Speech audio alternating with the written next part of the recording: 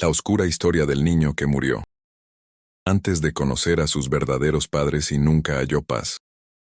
La niebla llegaba desde el río cada madrugada, densa y fría, enrollándose entre los adoquines desparejos de la calle San Martín, como si buscase ocultar algo que la ciudad prefería no recordar.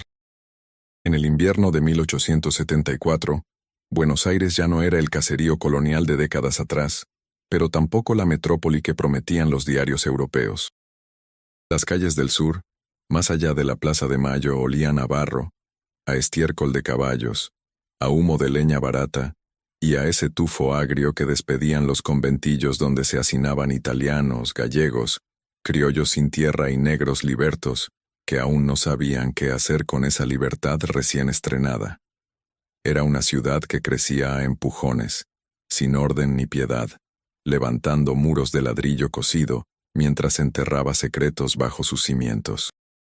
Y en una de esas calles estrechas, en una casa de 2 plantas con balcón de hierro forjado y postigos pintados de verde musgo, ocurrió algo que las vecinas todavía susurraban al atardecer, con la voz quebrada y la mirada esquiva, como si nombrar aquello en voz alta pudiese traer de vuelta la desgracia. Antes de continuar, quiero pedirte algo. Si esta historia te atrapa, si sientes que el frío de 1874 se cuela también por tu pantalla, suscríbete al canal y déjame un comentario contándome desde dónde me escuchas. Me encanta saber que hay alguien del otro lado, alguien dispuesto a adentrarse conmigo en estos rincones oscuros de la memoria. Ahora sí, sigamos. La casa pertenecía a don Eusebio Larralde, un comerciante de lanas que había hecho fortuna comprando barato a los estancieros del sur y vendiendo caro a los ingleses. Tenía una esposa, doña Visitación, mujer de porte rígido y mirada severa, que vestía siempre de negro aunque ningún luto reciente justificase ese color. No tenían hijos. Eso lo sabían todos en el barrio. Doña Visitación había parido 3 veces, y las 3 criaturas habían muerto antes del año, muertes súbitas que el médico atribuía a debilidad constitucional sin más explicaciones. Después del tercero, ella dejó de salir a misa. Don Eusebio seguía yendo solo, los domingos con el sombrero de fieltro calado hasta las cejas y un rosario de cuentas negras que apretaba entre los dedos como si pudiese estrujar el dolor hasta convertirlo en polvo. Pero en julio de 1874, un rumor empezó a circular por la vecindad. Decían que en la casa, Larralde, se oían llantos de niño, llantos débiles, apagados, que venían de las habitaciones del fondo, las que daban al patio interior donde crecían 2 naranjos enfermizos y una parra que nunca daba frutos. Al principio nadie le dio importancia. Los conventillos de la cuadra estaban llenos de criaturas, y el viento arrastraba sonidos de un lado a otro, mezclándolos con el traqueteo de los carros y los gritos de los vendedores ambulantes. Pero las que vivían pegadas a la medianera, 2 hermanas españolas que cosían para afuera, juraban que ese llanto era distinto. Venía de adentro de la casa Larralde sin duda, y siempre sonaba igual. Un quejido delgado, insistente, que se extendía durante minutos, y luego se cortaba de golpe, como si alguien hubiese tapado la boca del niño con una mano. La mayor de las españolas, Remedios, se animó a preguntar una tarde cuando se cruzó con doña Visitación en la puerta del almacén. «Disculpe, señora, ¿han recibido visita de algún familiar con niños?» Doña Visitación la miró con esos ojos hundidos que parecían 2 pozos secos, y negó con la cabeza, seca, sin agregar palabra. Dio media vuelta y se fue caminando despacio, arrastrando el ruedo del vestido por el polvo. Remedios volvió a su casa con el corazón encogido. Esa noche, el llanto se oyó más fuerte que nunca. Su hermana, Amparo, se tapó los oídos con la almohada y rezó un Ave María. Remedios, en cambio, se quedó despierta, mirando el techo de cañas ennegrecidas por el humo, preguntándose qué demonios ocurría al otro lado de esa pared. Pasaron 2 semanas.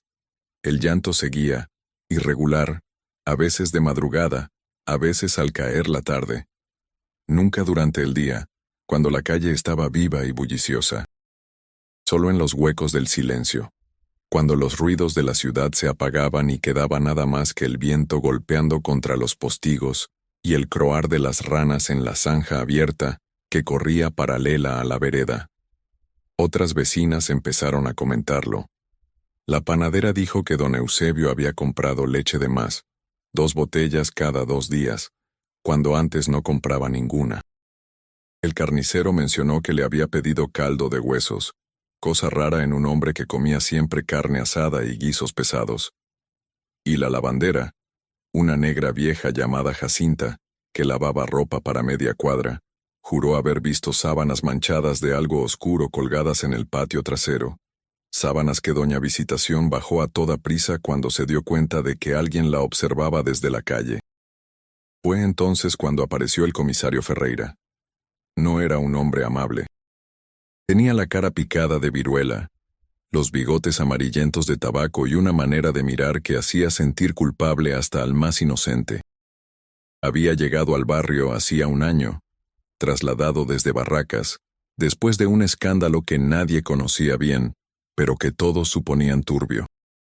Ferreira vivía solo en una pieza sobre el almacén, bebía ginebra barata y tenía fama de cobrar coimas a los tenderos extranjeros que no hablaban bien el castellano. Pero también era el único representante de la autoridad en esas cuadras olvidadas, donde la policía no llegaba, ni aunque alguien gritase auxilio. Así que cuando Remedios y otras 3 mujeres se presentaron en su pieza, con las manos retorcidas y las voces bajas, Ferreira las escuchó masticando un pedazo de pan duro y mirándolas con fastidio. ¿Y qué quieren que haga, señoras? ¿Que entre a patadas en la casa de don Eusebio porque ustedes oyeron llorar a un niño? Capaz que adoptaron a algún huérfano del asilo de mendigos y no quieren que la gente ande chusmeando. O capaz que están criando a un hijo ajeno, que eso también se hace, ¿no? No es delito tener un niño en la casa. Si no hay denuncia formal de maltrato, yo no puedo meterme. Y aunque la hubiera, necesitaría pruebas. ¿Alguna de ustedes vio algo más que sábanas sucias y escuchó algo más que llantos? Las mujeres se miraron entre sí, avergonzadas, sin saber qué responder. Ferreira hizo un gesto con la mano despachándolas. Vuelvan cuando tengan algo concreto. Mientras tanto, déjenme en paz. Creció como crecen las manchas de humedad en las paredes de adobe, lenta pero implacable. El zapatero comentó que don Eusebio había encargado un cajón de madera pequeño, del tamaño de un baúl de viaje, con tapa y cerradura. El carpintero dijo que lo había hecho sin preguntar para qué, pero que le pareció extraño, porque don Eusebio no viajaba nunca y no tenía por qué guardar nada bajo llave. Y la frutera, una italiana gorda que vendía naranjas agrias en un canasto de mimbre, juró haber visto a doña Visitación salir de madrugada, con un atado de trapos envuelto en los brazos, caminando rápido hacia el río, como si huyese de algo. Jacinta, la lavandera, fue la única que se atrevió a hacer lo que ninguna otra había hecho: espiar de verdad. Una noche, aprovechando que la luna estaba oculta detrás de nubes bajas y la calle sumida en tinieblas, se arrimó al paredón trasero de la casa Larralde, el que daba al baldío donde los changos del barrio jugaban a la pelota de trapo. Desde ahí, agachada entre los yuyos, podía ver el patio interior a través de una grieta en el muro de ladrillo. Esperó durante más de 1 hora, tiritando de frío, hasta que vio luz de vela moviéndose dentro de la casa. Doña Visitación cruzó el patio cargando algo en brazos. Jacinta entrecerró los ojos tratando de distinguir qué era.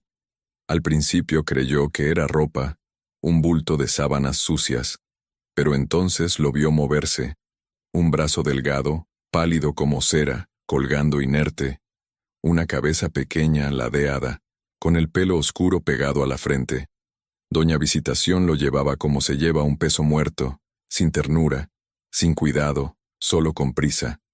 Desapareció dentro de la casa. Jacinta se quedó paralizada, con el corazón latiendo tan fuerte que creyó que iba a despertar a todo el barrio. Después, se levantó despacio, se sacudió la tierra de la falda y caminó de vuelta a su rancho, sin saber si lo que había visto era un niño dormido o algo peor.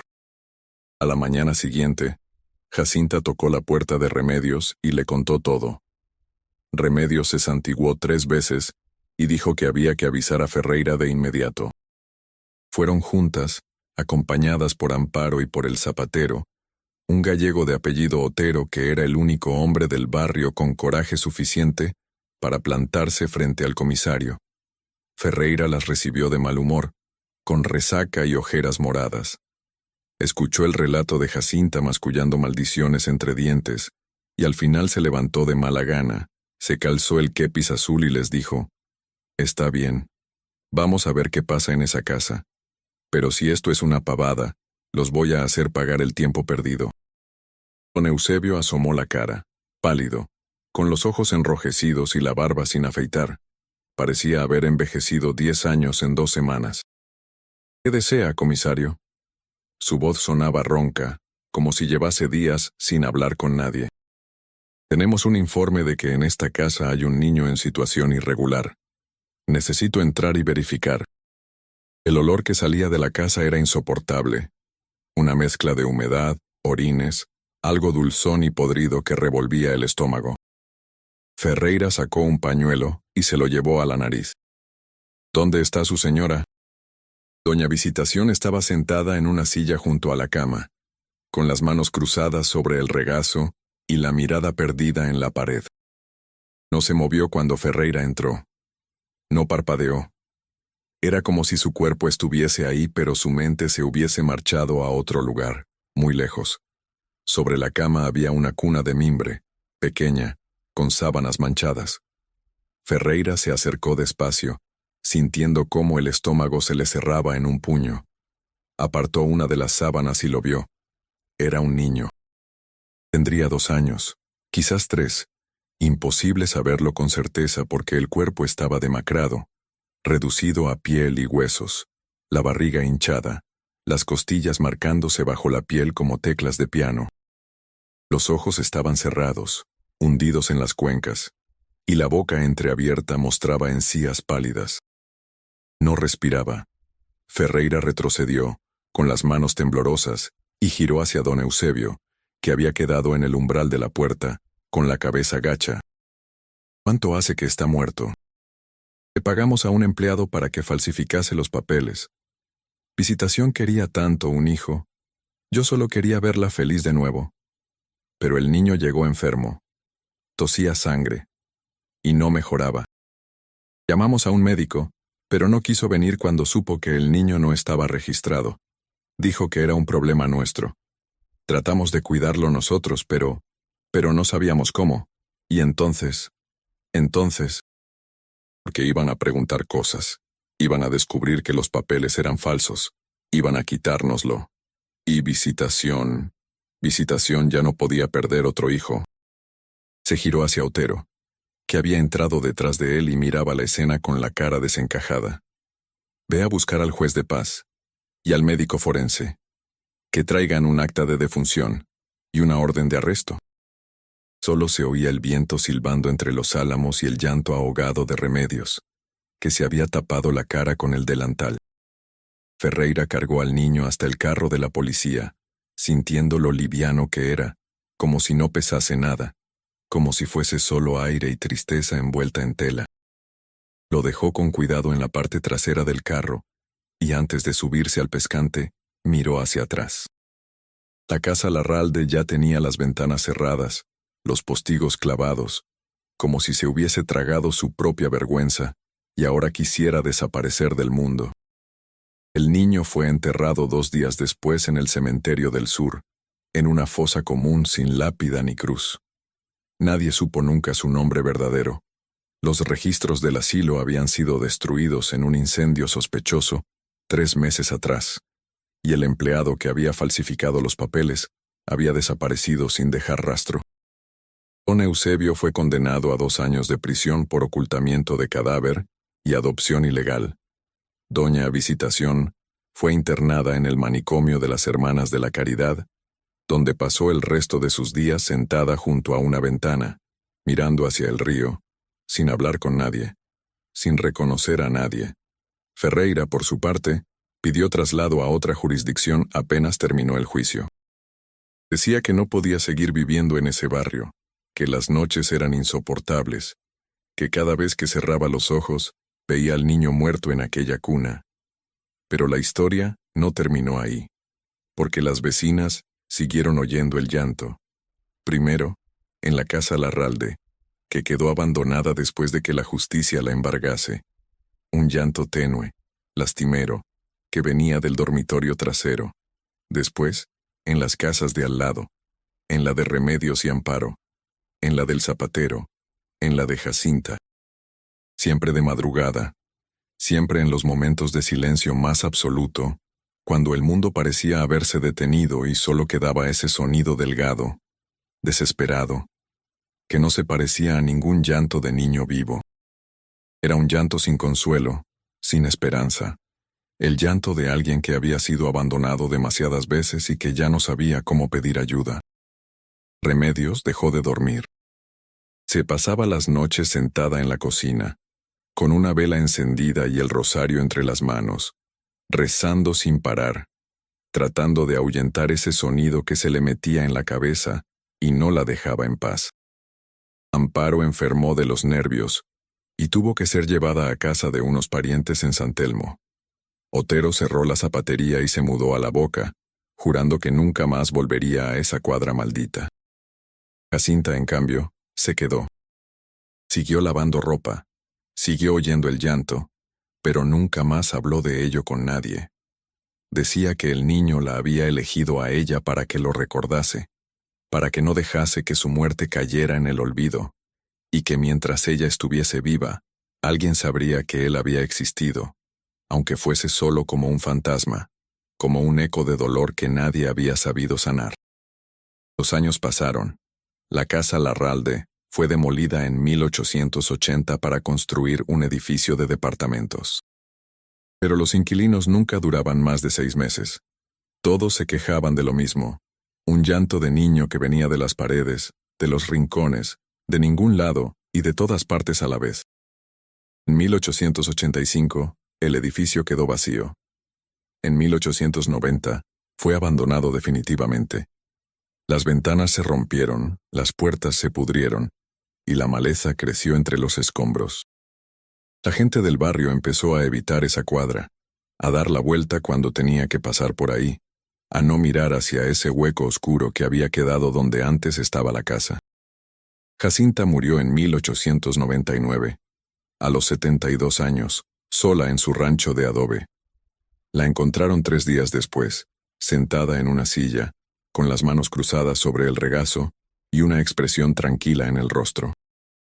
Dicen que en su última noche, el llanto del niño sonó más fuerte que nunca, tan fuerte que despertó a media cuadra, y después, de golpe, se cortó, y no volvió a oírse nunca más. Pero los viejos del barrio, los que todavía recuerdan aquellos tiempos, los que se acuerdan de doña Visitación con su vestido negro, y de don Eusebio llorando de rodillas, y de aquel niño sin nombre que murió antes de conocer a sus verdaderos padres, dicen que a veces cuando caminas por San Telmo al atardecer, cuando la niebla empieza a subir desde el río y las calles quedan desiertas, todavía puedes oírlo. Un llanto lejano, apagado, como el de alguien que sigue buscando algo que nunca tuvo y que ya nunca encontrará. Un llanto que no pide venganza ni justicia, solo que alguien, cualquiera, lo recuerde. Que alguien diga su nombre, aunque no lo tenga. Que alguien le dé, aunque sea tarde, aunque sea imposible, aunque sea solo con palabras, el amor que en vida nadie supo darle. Y esa es la oscura historia del niño que murió antes de conocer a sus verdaderos padres, y nunca halló paz. Una historia que Buenos Aires prefiere olvidar, pero que la niebla del río sigue susurrando en las madrugadas, cuando la ciudad duerme y los fantasmas de su pasado salen a caminar por las calles vacías, buscando lo que les fue negado: un nombre, un abrazo, una tumba con flores, y sobre todo, la certeza de que alguien en algún lugar se acuerda de ellos. La demolición del edificio en 1895 no fue obra del progreso, como dijeron los diarios. Fue miedo. Miedo puro y simple, envuelto en palabras elegantes sobre higiene urbana y modernización. El intendente de turno, un hombre de apellido Bernal que aspiraba a imitar a Haussmann en París, firmó la orden de derribo sin siquiera visitar el lugar. Bastó con que 3 concejales le contasen lo que ocurría allí dentro: los gritos nocturnos, las puertas que se abrían solas, los inquilinos que despertaban con marcas de dedos pequeños en los brazos, como si alguien los hubiese sacudido con desesperación. Uno de ellos, un empleado de aduana llamado Méndez, había intentado suicidarse colgándose de una viga.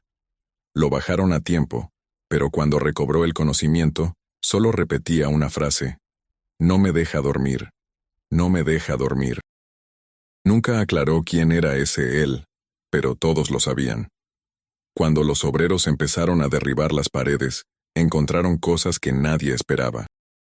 Detrás de un tabique falso en lo que había sido el dormitorio de los Larralde, hallaron ropa de bebé envuelta en papel de periódico, ajuares completos que nunca habían sido usados, pañales bordados con iniciales que no correspondían a ningún nombre conocido.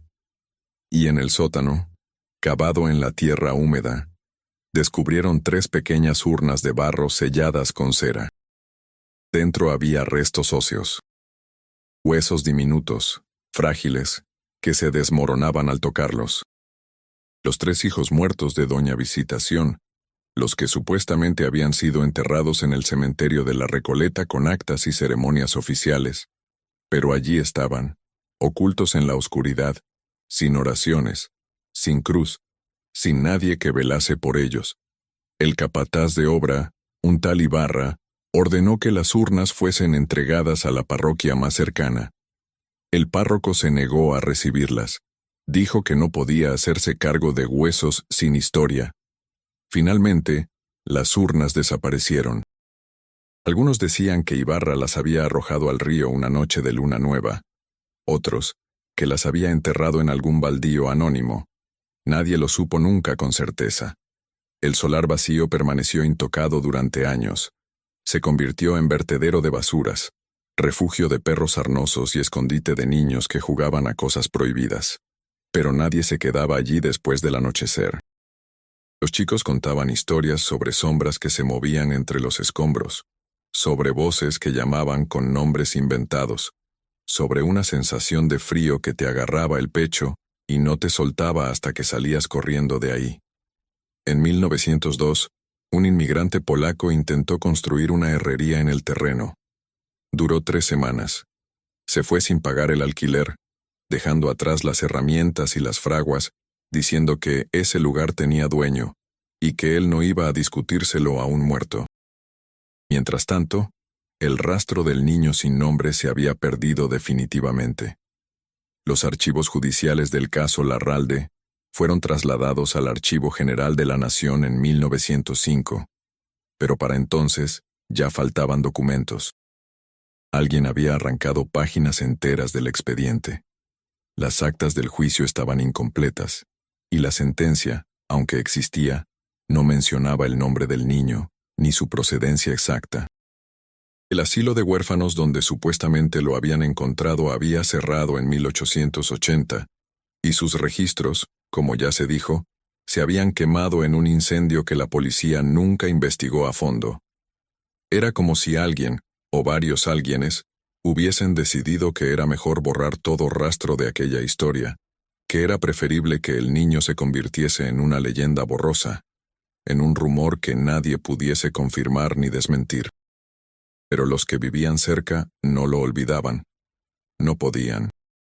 Porque el llanto seguía apareciendo, esporádico, impredecible, en lugares inesperados.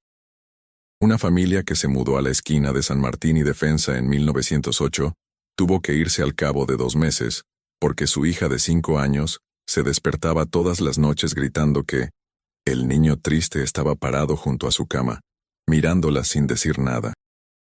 Un almacenero que abrió negocio en 1910 empezó a encontrar latas de leche condensada abiertas por la mañana, con el contenido derramado en el suelo, como si alguien hubiese intentado comer directamente del envase y no hubiese podido.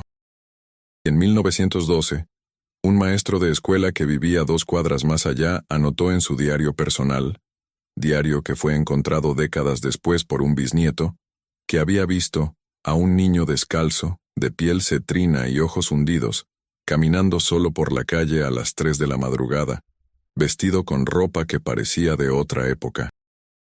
Cuando el maestro salió a ver si necesitaba ayuda, el niño había desaparecido. En 1920, el terreno del antiguo edificio fue finalmente ocupado por una fábrica de tejidos. Los dueños eran judíos recién llegados de Ucrania, gente que no conocía la historia del lugar y que solo veía una oportunidad de negocio. La fábrica funcionó durante 10 años. Era próspera, tenía contratos con tiendas del centro, empleaba a 30 obreras que trabajaban en 2 turnos, pero en 1930 ocurrió algo que hizo que todo se derrumbase. Una de las obreras, una muchacha de 19 años llamada Rosa, estaba trabajando sola en el turno nocturno, terminando un pedido urgente, cuando oyó pasos subiendo por la escalera de hierro que llevaba al altillo donde guardaban las telas. Al principio creyó que era el sereno, pero los pasos eran demasiado ligeros, demasiado rápidos. Se asomó y vio a un niño de espaldas, parado frente a los rollos de tela, como si buscase algo. Rosa, sorprendida, le preguntó qué hacía ahí. El niño no respondió. Se dio vuelta lentamente y Rosa vio su cara. Estaba demacrada, gris, con los ojos tan hundidos que parecían 2 agujeros negros. Abrió la boca como si fuese a hablar, pero lo único que salió fue ese llanto quebrado, débil, desesperado. Rosa gritó y salió corriendo. No volvió nunca más.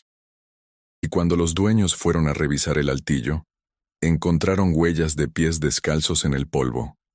Huellas pequeñas, del tamaño de un niño de 3 años, que iban desde la escalera hasta el rincón más oscuro, y ahí se detenían, como si quien las hubiese dejado simplemente se hubiese desvanecido. La fábrica cerró en 1932, en plena crisis económica. Los dueños se mudaron a Villa Crespo y no quisieron hablar más del asunto. El edificio quedó vacío otra vez. Durante la década del 30 y del 40, el barrio cambió. Llegaron más inmigrantes, las calles se asfaltaron, se instaló alumbrado eléctrico, aparecieron tranvías y automóviles. Buenos Aires se modernizaba a pasos agigantados, y el viejo sur colonial quedaba cada vez más relegado al olvido, convertido en postal para turistas y refugio de bohemios nostálgicos. Pero ese edificio, ese maldito edificio, seguía resistiendo. Nadie lo alquilaba. Nadie lo compraba. Estaba ahí, como una muela podrida en medio de una sonrisa, recordándole a la ciudad que había cosas que el progreso no podía borrar.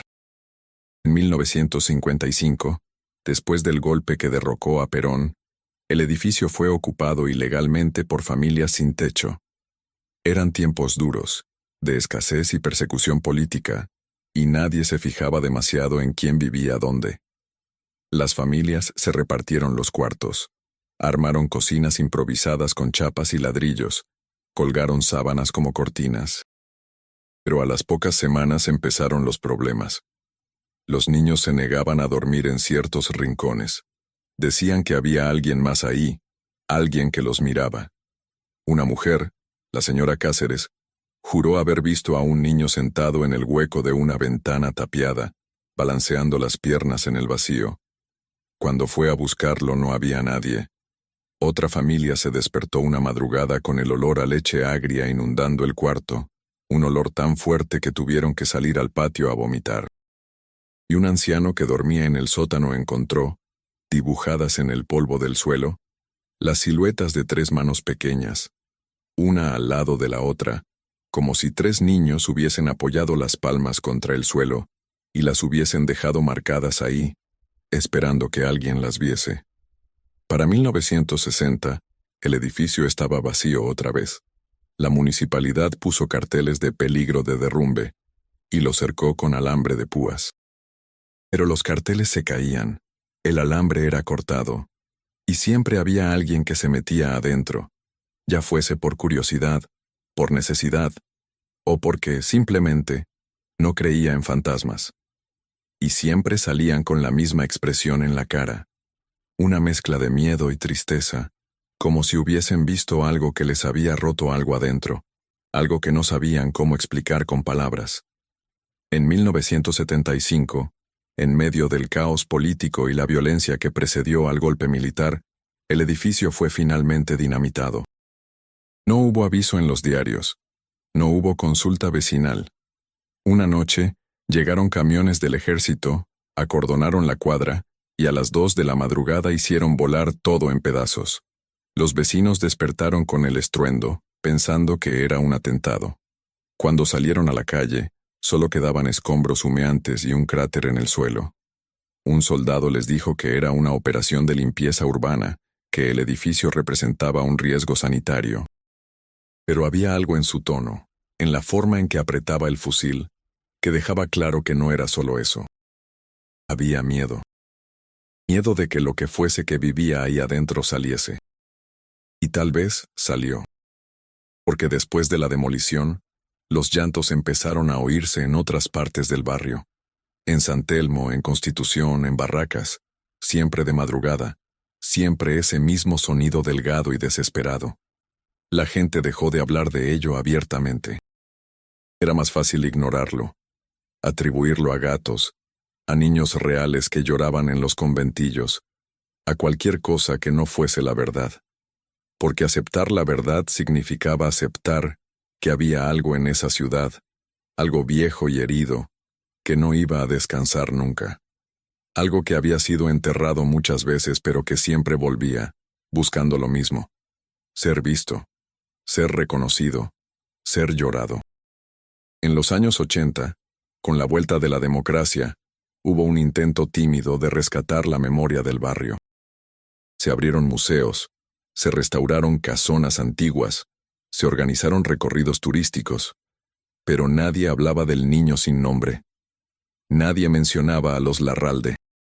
Era como si esa parte de la historia hubiese sido deliberadamente omitida, dejada fuera del relato oficial. Y cuando algún historiador curioso preguntaba por el edificio demolido en 1975, le decían que no había registros, que los archivos se habían perdido, que era mejor no remover el pasado. Pero el pasado no se deja remover así como así. En 1998, una estudiante de antropología de la Universidad de Buenos Aires, una chica llamada Lucía Reynoso, decidió hacer su tesis sobre historias urbanas olvidadas del sur porteño. Entrevistó a viejos del barrio, revisó archivos parroquiales, buscó en hemerotecas, y dio con la historia del niño. Encontró referencias sueltas, artículos de diarios amarillentos, testimonios fragmentados.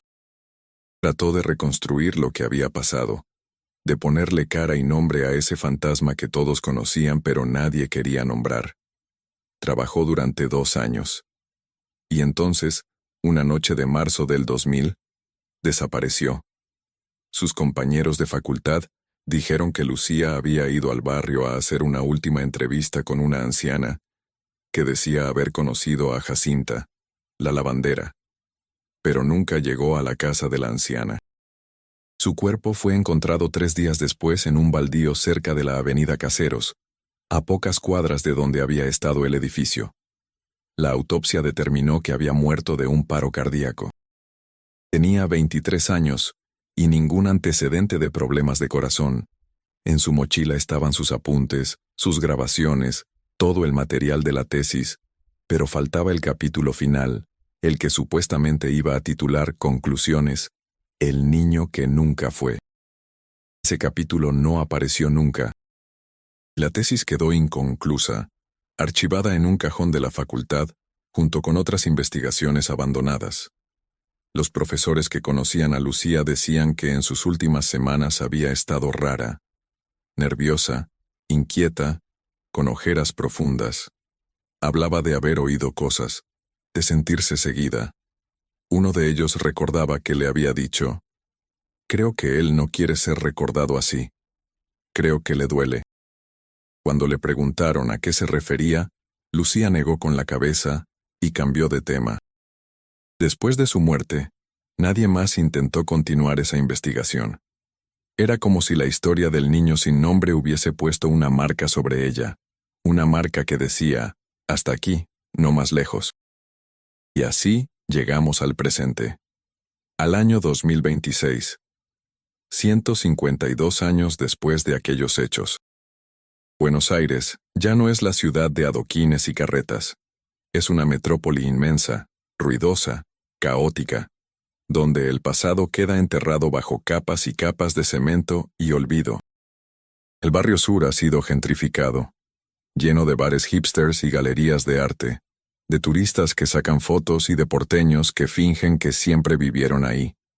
Pero los viejos, los pocos que quedan, todavía se acuerdan. Todavía evitan ciertas cuadras al anochecer. Todavía se persignan cuando pasan frente al lugar donde estuvo el edificio, aunque ahora sea un estacionamiento con luces de neón y música electrónica sonando desde un bar cercano. Y a veces, muy de vez en cuando, alguien nuevo en el barrio, alguien que no sabe nada de la historia, publica en las redes sociales que oyó algo raro. Un llanto de niño que venía de ninguna parte. Un sonido que le heló la sangre y le hizo caminar más rápido. Y los comentarios se llenan de emojis de risa, de explicaciones racionales, de burlas. Pero también, escondidos entre las burlas, hay comentarios de gente del barrio. Comentarios breves, serios. Yo también lo oí. Mi abuela me contó de eso. No es joda. Y esos comentarios nunca reciben respuesta. Quedan ahí, flotando en el vacío digital, como el llanto mismo, esperando que alguien los tome en serio. Porque esa es la verdad más oscura de esta historia. No que el niño haya muerto. Eso pasa todos los días, en todos lados, y aunque sea horrible, es parte de la condición humana. Lo oscuro es que murió sin identidad, sin amor, sin nadie que lo recordase con ternura. Y que después de muerto se convirtió en leyenda, en fantasma, en historia de terror que se cuenta para asustar, pero nunca en lo que realmente era, una víctima. Un niño que no pidió nacer, que no pidió ser adoptado ilegalmente, que no pidió enfermar, que no pidió morir solo en una cuna sucia mientras sus padres se hundían en su propia locura. Un niño que merecía un nombre, una tumba, una oración, y que nunca los tuvo. Y tal vez por eso sigue llorando. No por venganza, no por maldad, solo porque nadie nunca le dijo, te veo, te recuerdo, importaste. Porque en el fondo, eso es lo que todos necesitamos, vivos o muertos, saber que nuestra existencia dejó una marca, aunque sea pequeña, aunque sea dolorosa, en el corazón de alguien. Y ese niño nunca tuvo esa certeza. Vivió invisible, murió invisible, y sigue siendo invisible, excepto como un fantasma sin rostro en una historia que la ciudad prefiere olvidar. Pero esta noche, aquí, ahora, mientras lees o escuchas estas palabras, él deja de ser invisible por un momento, porque vos sabés que existió, porque vos estás pensando en él, y tal vez, solo tal vez, eso sea suficiente para darle, aunque sea por un instante, la paz que nunca encontró. O tal vez no. Tal vez el daño fue demasiado profundo, demasiado antiguo, y no haya redención posible. Tal vez algunos dolores son eternos, y algunos fantasmas nunca descansan. Pero al menos ahora sabes la verdad. La oscura, terrible, triste verdad de un niño que murió antes de conocer a sus verdaderos padres y nunca halló paz. Y esa verdad, aunque duela, aunque te deje un sabor amargo en la boca, es lo único que le podemos dar, porque olvidarlo sería matarlo otra vez. Y ya fue asesinado suficientes veces por el silencio, por la indiferencia, por el miedo. Esta vez al menos, alguien lo nombró.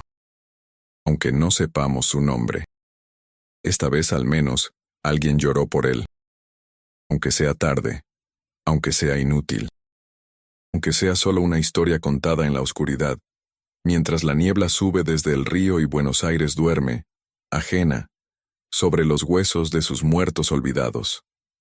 Hay algo que no conté todavía. Algo que supe después, mucho después, cuando ya creía que esta historia no tenía más capas que revelar. Fue en 2003, 3 años después de la muerte de Lucía Reynoso, cuando recibí una carta. No un email, no un mensaje de texto, sino una carta vieja, de esas que ya nadie escribe, en un sobre amarillento sin remitente. Llegó a la redacción de un periódico donde yo trabajaba haciendo notas de historia urbana, ese tipo de artículos que casi nadie lee pero que alguien, en algún lugar, agradece que existan. La carta estaba dirigida a quien investigue la historia del niño sin nombre de San Telmo. No decía mi nombre. No decía cómo habían sabido que yo estaba interesado en el tema. Simplemente estaba ahí, esperándome. La abrí con manos temblorosas. Adentro había 3 hojas manuscritas en tinta azul, con letra temblorosa de persona mayor, y una fotografía en blanco y negro, pequeña, del tamaño de una estampita.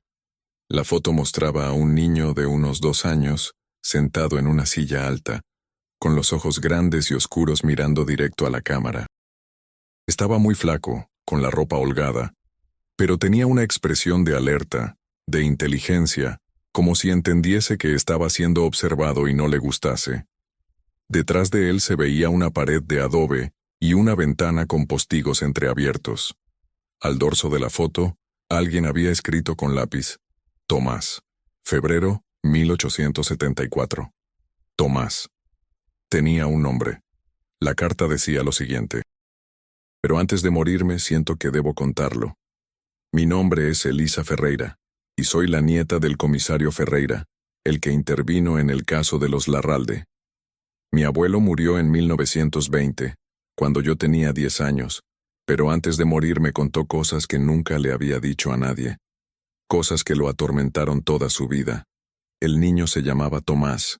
No era huérfano del asilo. Era hijo bastardo de un político importante de la época, un hombre casado con una mujer de apellido ilustre que no podía tener hijos. El político había tenido un affair con una criada de su casa, una muchacha de campo que quedó embarazada. Cuando el hombre se enteró, la despidió y le dio dinero para que se fuese lejos y nunca volviese. La muchacha parió sola en un rancho de las afueras, y cuando el niño tenía 1 año, ella enfermó de tisis y murió. Antes de morir le dejó el niño a una vecina, una mujer llamada Juana, que lavaba ropa para los conventillos. Juana no sabía qué hacer con la criatura. No tenía recursos para criarlo. Fue entonces cuando apareció don Eusebio. Don Eusebio había oído hablar del niño a través de un conocido. Le dijeron que era un niño sin papeles, sin familia, fácil de tomar sin que nadie preguntase nada. Y él, desesperado por darle a su esposa lo que tanto anhelaba, pagó una suma importante a Juana para que se lo entregase y firmase un papel falso diciendo que el niño había sido abandonado en la puerta de una iglesia. Juana aceptó el dinero y desapareció. Nunca más se supo de ella. Lo que don Eusebio no sabía es que el niño ya estaba enfermo cuando se lo llevó. Tenía los pulmones débiles, heredados de su madre. Tosía sangre. Y en vez de llevarlo a un médico de verdad, doña Visitación, que había perdido la cabeza después de la muerte de sus 3 hijos, decidió curarlo con rezos y cataplasmas de hierbas. Lo mantuvo encerrado, lo alimentó mal, lo trató como si fuese una muñeca rota que podía arreglar con fuerza de voluntad. Y el niño se fue apagando de a poco, sin que nadie hiciese nada. Mi abuelo supo todo esto después, cuando investigó por su cuenta. Descubrió que el político que había engendrado a Tomás era el mismo que le había ordenado cerrar el caso rápido, sin hacer preguntas, sin buscar al empleado del asilo que supuestamente había falsificado los papeles, porque ese empleado nunca existió. Todo había sido montado para ocultar el origen del niño, para que nadie pudiese rastrear la conexión con el político. Y mi abuelo, que era corrupto, que vivía de las coimas, que había hecho cosas horribles en su vida, esta vez obedeció porque le pagaron bien, pero nunca pudo olvidarlo. Decía que los ojos de Tomás lo perseguían, que cada vez que cerraba los suyos, veía al niño muerto en esa cuna preguntándole por qué no había hecho más. Antes de morir, mi abuelo me hizo prometer que algún día yo contaría la verdad. Pero yo era cobarde. Tuve miedo de las represalias, de manchar el nombre de mi familia, de remover algo que ya estaba enterrado. Así que guardé silencio durante 80 años. Pero ahora soy vieja, estoy enferma, y sé que me queda poco tiempo. Así que le mando esta carta a usted, quien sea que sea, para que haga con ella lo que crea correcto. La foto que adjunto es la única que existe de Tomás. Mi abuelo la encontró entre las cosas de don Eusebio después del juicio, y se la quedó. No sé por qué. Tal vez como penitencia. Tal vez como recordatorio de su propia cobardía. Si puede, por favor, publique esta historia. Diga su nombre. Tomás. Que alguien sepa que existió, que tuvo una madre que lo quiso aunque no pudiese cuidarlo, que no fue solo un fantasma. Yo ya no tengo fuerzas para más. Pero usted, si lee esto, tal vez sí las tenga. Elisa Ferreira. Abril de 2003. Un niño con nombre, con historia, con un origen. No era un huérfano anónimo. Era el hijo no reconocido de un poderoso, víctima de un encubrimiento que había involucrado a policías, políticos y familias desesperadas. Y todos habían conspirado, consciente o inconscientemente, para borrarlo de la existencia. Primero de la vida, después de la memoria. Investigué el nombre del político. Los registros eran escasos, pero con paciencia encontré referencias. Había sido diputado provincial entre 1870 y 1876, dueño de estancias en la provincia de Buenos Aires, hombre de confianza de Sarmiento. Había muerto en 1890, rico y respetado, con honores en su funeral y una calle con su nombre en Belgrano. Nunca se supo de ningún escándalo personal. Su esposa había muerto sin hijos, y él había dejado su fortuna a sobrinos y ahijados. La historia oficial lo presentaba como un prócer menor, olvidado pero digno. Y mientras tanto, su hijo bastardo había muerto de hambre y abandono en una casa del sur, sin que nadie pagase realmente por ello. Publiqué la historia en 2004, en un suplemento dominical. Le puse el título, Tomás, el niño sin paz de San Telmo. Incluí la foto, la carta de Elisa Ferreira, todo lo que había investigado. Pensé que iba a generar revuelo, que habría debates, investigaciones oficiales, tal vez hasta un acto de reparación histórica. Pero no pasó nada. Algunos lectores mandaron cartas conmovidas.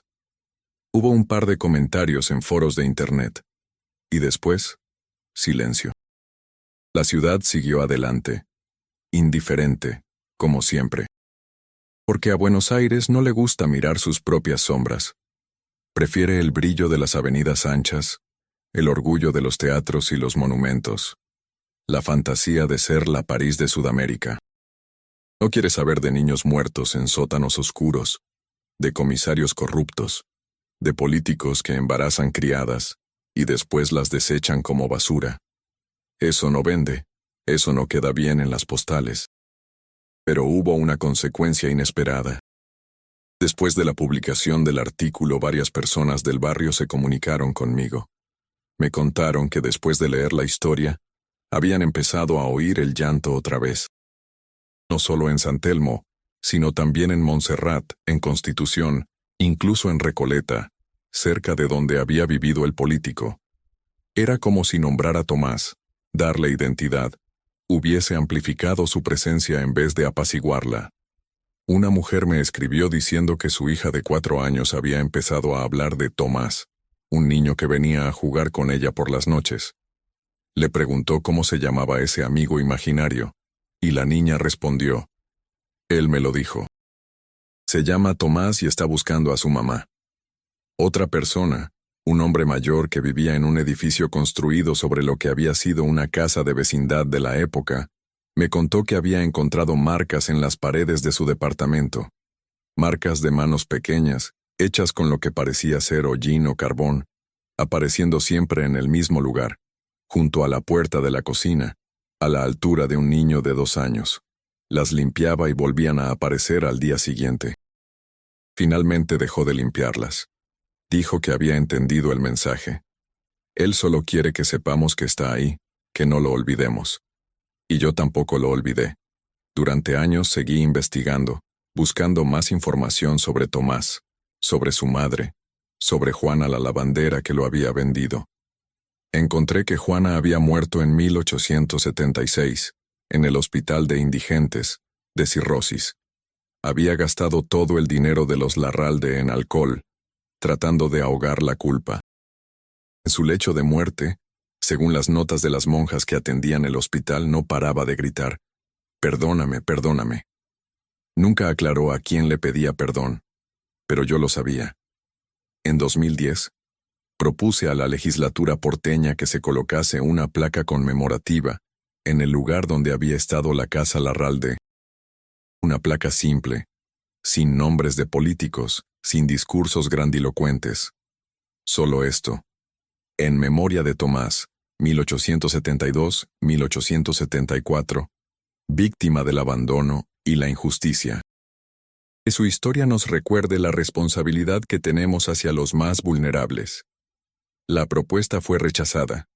Argumentaron que no había evidencia suficiente y que podría generar controversia innecesaria. Traducción. No querían admitir públicamente que la ciudad había permitido que un niño muriese de esa manera y que después había conspirado para ocultarlo. Pero la gente del barrio hizo algo mejor. En 2015, un grupo de vecinos se organizó y, sin pedir permiso a nadie, pintaron un mural en la medianera de un edificio cercano. El mural mostraba a un niño pequeño, de ojos grandes y oscuros, parado frente a una puerta cerrada. Al pie del mural, con letras sencillas, decía: Tomás, 1872-1874. No te olvidamos. La municipalidad ordenó borrarlo 2 veces, y 2 veces los vecinos lo volvieron a pintar. La tercera vez, las autoridades se dieron por vencidas. El mural sigue ahí, descolorido por el sol y la lluvia, pero todavía visible. Y de vez en cuando, alguien deja flores en el suelo, debajo. Flores marchitas, velas consumidas, cartas escritas a mano. Cartas dirigidas a un niño muerto hace más de 150 años. Leí algunas de esas cartas. Decían cosas como: Tomás, espero que hayas encontrado a tu mamá. Tomás, rezo para que estés en paz. Tomás, perdónanos por no haber cuidado mejor de vos. Y cada vez que leo esas palabras siento un nudo en la garganta. Porque eso es lo que somos al final. Gente que llega tarde, que ofrece consuelo cuando ya no sirve, que pide perdón cuando el daño ya está hecho. Pero tal vez eso sea mejor que nada. Tal vez el acto mismo de reconocer el error, de nombrar a la víctima, de decir esto estuvo mal, tenga algún valor. Aunque sea solo simbólico, aunque sea solo para nosotros, los vivos, que necesitamos creer que todavía podemos reparar algo. En 2019, 5 años antes del presente, ocurrió algo que me hizo pensar que tal vez, solo tal vez, Tomás había encontrado algo parecido a la paz. El llanto dejó de oírse. No de golpe, sino de a poco, como una radio que se va apagando. Primero desapareció de San Telmo. Después de Constitución. Después de todas partes. Las personas que antes lo escuchaban regularmente me escribieron diciendo que ya no lo oían. Que las noches eran silenciosas otra vez. Que sus hijos ya no hablaban del niño triste. Que las marcas en las paredes habían dejado de aparecer. Al principio pensé que era una coincidencia. Que la gente simplemente se había acostumbrado, que había dejado de prestar atención. Pero después recibí una carta. Esta vez era de una monja anciana, hermana Dolores, que había trabajado en el manicomio donde doña Visitación había pasado sus últimos años. La monja tenía 96 años y estaba en un geriátrico, muriendo lentamente de Alzheimer. Pero en uno de sus momentos de lucidez, había escrito algo. Decía: era Tomás. Él la había perdonado, y tal vez al hacerlo se liberó a sí mismo. Que lo que le hicieron estuvo mal, pero que él no tenía por qué seguir cargando con ese dolor. Que podía dejarlo ir. Que podía descansar. Y tal vez lo hizo. Tal vez por eso el llanto se apagó. Tal vez por eso las apariciones cesaron. Tal vez, en algún lugar más allá de nuestra comprensión, Tomás finalmente encontró a su madre, la criada que lo había parido sola, y lo había querido lo mejor que pudo antes de morir. Tal vez están juntos ahora, en algún rincón del universo donde las injusticias de este mundo ya no importan. Tal vez, o tal vez no. Tal vez el silencio no es paz, sino resignación. Tal vez Tomás simplemente se cansó de llorar, de esperar que alguien lo escuchase de verdad, y decidió callar para siempre. Tal vez el olvido es más fuerte que la memoria, y finalmente lo tragó, como traga a todos los muertos que no tienen quien los nombre, quien los llore, quien los recuerde con amor. No lo sé. Y esa incertidumbre es lo que más me atormenta, porque quiero un final definitivo para esta historia. Quiero poder decir, y así, Tomás encontró la paz, y todo terminó bien. Pero la vida no funciona así. Y la muerte tampoco. Las heridas profundas no se cierran con un acto simbólico. Los traumas no desaparecen porque alguien escriba un artículo o pinte un mural. La justicia no se alcanza 150 años después, cuando todos los culpables ya están muertos y enterrados, cuando las instituciones que permitieron el horror ya no existen, cuando la ciudad que vio y cayó se ha transformado 1000 veces hasta ser irreconocible. Pero algo queda, una cicatriz, una memoria, un nombre susurrado en la oscuridad. Y tal vez eso sea suficiente.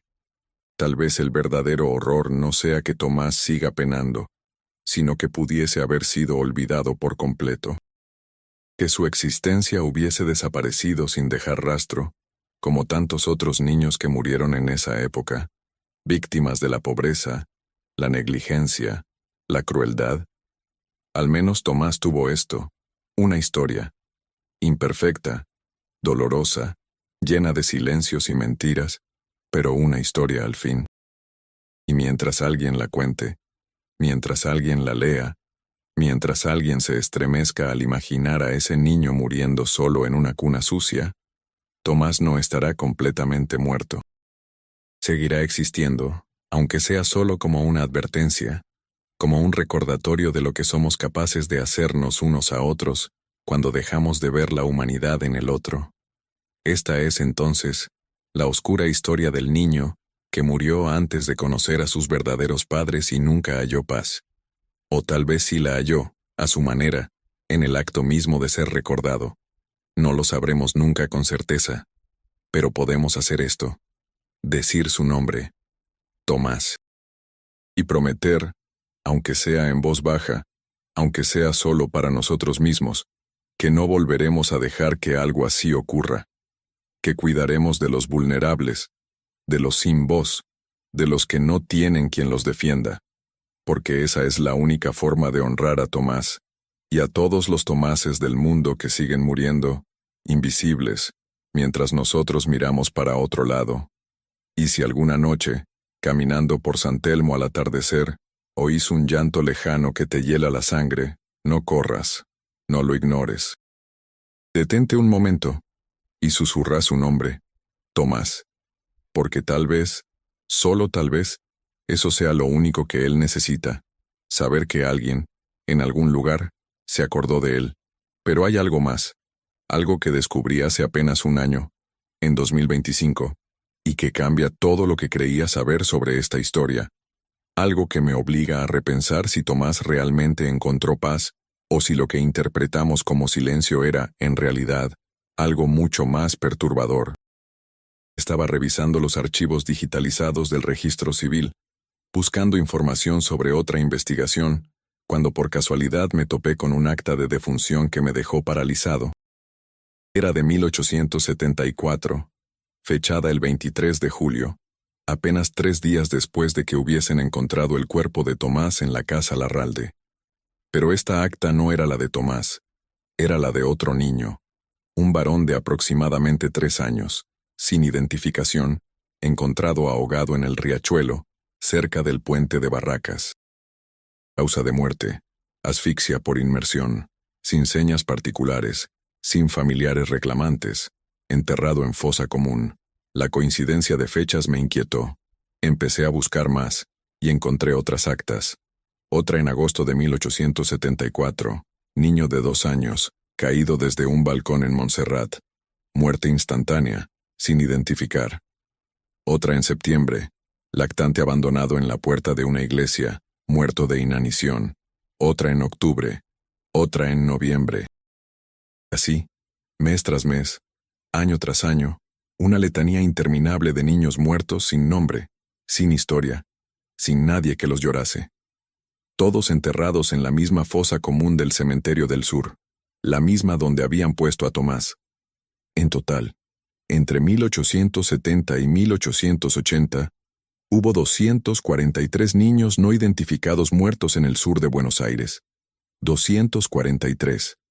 Y esos eran solo los que habían sido registrados oficialmente. ¿Cuántos más habrían muerto sin que nadie se molestase en hacer un acta? ¿Cuántos más habían sido enterrados en patios, en baldíos, en las orillas del río, sin ceremonia, sin testigos? Me di cuenta entonces de algo terrible. Tomás no era especial. No era único. Era uno entre cientos, quizás miles, de niños que habían sido devorados por la ciudad en aquella época. Víctimas de la pobreza, de la enfermedad, del abandono, de la violencia doméstica, de adopciones ilegales, de trata de menores, de un sistema que no los protegía porque no los consideraba dignos de protección. Y todos ellos habían desaparecido sin dejar rastro, sin que nadie contase su historia, sin que nadie se preguntase qué había sido de ellos. Entonces comprendí por qué el llanto se había multiplicado después de nombrar a Tomás. No era solo él, eran todos ellos. Los 243 y todos los demás sin número. Habían estado esperando, en silencio, durante 150 años, a que alguien rompiese el pacto de silencio. Y cuando yo lo hice, cuando nombré a Tomás, cuando conté su historia, los demás despertaron también. Porque si uno podía ser recordado, ¿por qué no todos? Si uno merecía justicia, ¿por qué no todos? Volví al cementerio del sur. La fosa común había sido removida en los años 60 durante una ampliación. Los restos habían sido trasladados a un osario anónimo, una bóveda de cemento sin nombre, sin placa, oculta detrás de los mausoleos de las familias ricas. Fui hasta ahí una tarde de otoño, con el viento arrastrando hojas secas entre las tumbas. La bóveda estaba cerrada, sellada con una puerta de hierro oxidado y un candado viejo. Me quedé parado frente a ella durante mucho tiempo, sintiendo un peso aplastante en el pecho. ¿Qué se supone que debía hacer? ¿Investigar cada una de esas 243 muertes? ¿Intentar encontrar sus historias, sus nombres, sus familias? Era imposible. Los registros eran escasos, contradictorios. Muchos se habían perdido. Y aunque pudiese encontrar algo, ¿qué cambiaría? No podía devolverles la vida. No podía castigar a los culpables, todos muertos hacía más de un siglo. No podía reparar nada. Pero podía hacer esto: reconocer que existieron. Que no fueron solo números en actas polvorientas, sino personas reales, niños con miedos y sueños, con hambre y frío, con necesidad de amor. Y que su muerte no fue un accidente inevitable, sino el resultado de decisiones humanas, de adultos que eligieron mirar para otro lado, de instituciones que decidieron que esas vidas no valían lo suficiente como para ser protegidas, de una sociedad que construyó su progreso sobre los huesos de los más vulnerables. Esa tarde, frente a la bóveda, hice algo que tal vez parezca ridículo. Saqué un papel y un lápiz y escribí esto: en memoria de los 243 niños sin nombre que murieron en el sur de Buenos Aires entre 1870 y 1880. Y de todos los demás que nunca fueron contados. Que su sufrimiento no sea olvidado. Que su muerte nos enseñe a cuidar mejor de los que vienen después. Lo doblé y lo metí entre los barrotes de la puerta del osario. El viento lo sacó de inmediato. Lo arrastró por el suelo. Lo hizo bailar entre las lápidas hasta que lo perdí de vista. Tal vez fue mejor así. Tal vez los muertos no necesitan nuestras palabras. Tal vez solo necesitan que dejemos de repetir los mismos errores. Cuando salí del cementerio, el sol ya se estaba poniendo. Las sombras se alargaban entre las tumbas, y el viento traía ese olor característico de Buenos Aires al atardecer, a río, a asfalto caliente, a jacarandás en flor. Caminé hasta la avenida y tomé el colectivo de regreso. Iba lleno de gente volviendo del trabajo, cansada, distraída, mirando sus teléfonos. Nadie sabía lo que yo acababa de descubrir.